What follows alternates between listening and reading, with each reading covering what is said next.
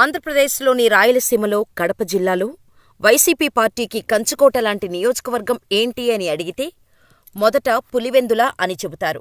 ఆ తర్వాత అంతే స్థాయిలో పేరు సంపాదించిన నియోజకవర్గం రాయచోటి. రాయచోటి పేరు చెబితే ఎమ్మెల్యే గడికోట శ్రీకాంతరెడ్డే గుర్తుకు వస్తారు. ముందు కాంగ్రెస్ నుంచి, తర్వాత వైసీపీ నుంచి 4 సార్లు ఎమ్మెల్యేగా గెలిచిన శ్రీకాంతరెడ్డి ముఖ్యమంత్రి జగన్కు అత్యంత సన్నిహితుడు. ఈ హాట్ సీట్లో ఈసారి ఎలాగైనా పాగా వేయాలని చూస్తోంది ప్రతిపక్ష టీడీపీ. అయితే 4 సార్లు గెలిచి తన సత్తా చాటుకున్న శ్రీకాంతరెడ్డే రాయచోటిలో కింగ్.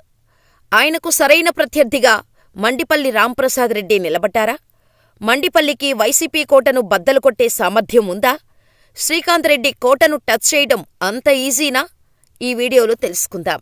మండిపల్లి రాంప్రసాద్ రెడ్డి దివంగత నేత నాగిరెడ్డి తనయుడు. ఈయన రాయచోటి ఎమ్మెల్యేగా పనిచేశారు. ఆయన వారసుడిగా రాయచోటిలో రాంప్రసాద్ రెడ్డి రాజకీయాలు చేస్తున్నారు. సో రాజకీయ కుటుంబానికి చెందిన మండిపల్లి ఒక్కరికే వైసీపీ కోటను బద్దలు కొట్టే సామర్థ్యం ఉందని భావించి మండిపల్లిని రంగంలోకి దించింది టీడీపీ. రాయచోటిలో ఎక్కడికి వెళ్లినా సరే గండికోట శ్రీకాంతరెడ్డి కంటే వైఎస్ రాజశేఖర్రెడ్డి పేరు ఎక్కువగా వినిపిస్తోంది. వైఎస్ రాజశేఖర్రెడ్డి చేసిన మంచి పనులే ఇప్పటికీ అక్కడ వైసీపీ అభ్యర్థులను గెలిపించడానికి కారణం. గండికోట శ్రీకాంతరెడ్డి గెలవటానికి కూడా ముఖ్య కారణం వైఎస్సార్. అందుకే రాయచోటిలో వైఎస్సార్ ఫ్యామిలీకి అనుబంధంగా ఉన్నవారిని ఇక్కడ ప్రజలు గెలిపిస్తారు. వైఎస్సార్ మరణం తర్వాత 2012లో జరిగిన ఉప ఎన్నికలలో కాంగ్రెస్ పార్టీకి రాజీనామా చేసి జగన్ ఏర్పాటు చేసిన వైసీపీ తరపున పోటీ చేసి ఇప్పటివరకు 4 సార్లు గెలిచారు శ్రీకాంతరెడ్డి. అంతేకాదు, శ్రీకాంతరెడ్డి రాయచోటికి జిల్లా తీసుకొచ్చారనే ఘనత దక్కించుకున్నారు. అలాగే నియోజకవర్గంలో పెద్ద ఎత్తున అభివృద్ధి పనులు చేశారనే పేరు ఉంది.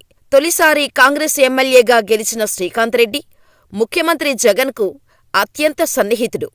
వైఎస్ ముఖ్యమంత్రిగా ఉండగా అసెంబ్లీలో సమర్థంగా తన వాణి వినిపించిన శ్రీకాంతరెడ్డి వైఎస్ మరణం తర్వాత జగన్తోనే నడిచారు. ఎమ్మెల్యే పదవికి రాజీనామా చేసి 2012లో ఉప ఎన్నికల్లో మళ్లీ వైసీపీ ఎమ్మెల్యేగా అసెంబ్లీలో అడుగుపెట్టారు. అప్పటినుంచి వైసీపీలో కీలక నేతగా వ్యవహరిస్తున్నారు శ్రీకాంతరెడ్డి.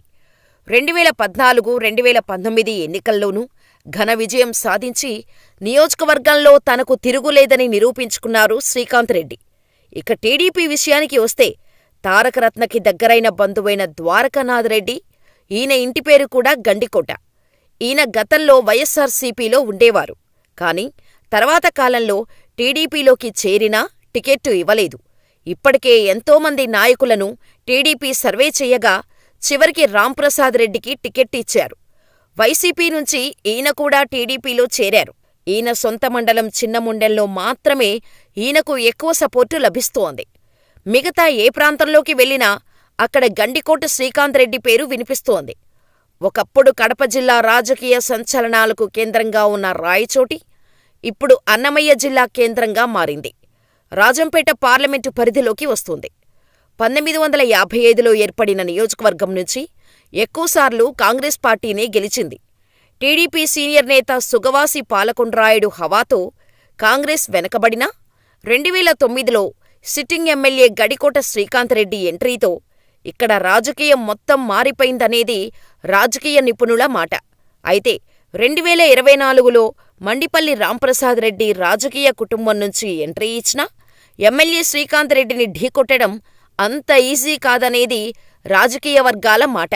బలిజలు ఎక్కువగా ఉన్న రాయచోటి నియోజకవర్గంలో 2 ప్రధాన పార్టీల తరపున అగ్రవర్ణాలకు చెందిన నేతలే పోటీ చేయటం ఆసక్తికరంగా మారింది. జనసేనతో పొత్తు ఉండటం వల్ల బలిజ ఓట్లతో లబ్ధి పొందవచ్చని టీడీపీ భావిస్తోంది. కాని నియోజకవర్గంలో 2 దశాబ్దాలుగా పాతుకుపోయిన శ్రీకాంతరెడ్డిపై గెలుపు అంత సులువేమీ కాదని విశ్లేషకులు అంటున్నారు. టీడీపీలో అంతర్గత విభేదాల వల్ల అంతిమంగా వైసీపీకే మేలు జరుగుతుందంటున్నారు. దీంతో రాయచోటి కోటలో జెండా ఎవరు ఎగరవేస్తారని ఉత్కంఠ అటు అధికార వైసీపీతో పాటు ప్రతిపక్ష టీడీపీలోనూ నెలకొందట. మొత్తం మీద ప్రజల నుంచి శ్రీకాంతరెడ్డిని వేరు చెయ్యలేమని, రాయచోటిలో శ్రీకాంతరెడ్డిని ఓడించటం అంత సులువు కాదని చర్చ సాగుతోంది. మొత్తానికైతే రాయచోటి మళ్లీ వైసీపీ సొంతమయ్యే అవకాశాలు ఎక్కువగా కనిపిస్తున్నాయి.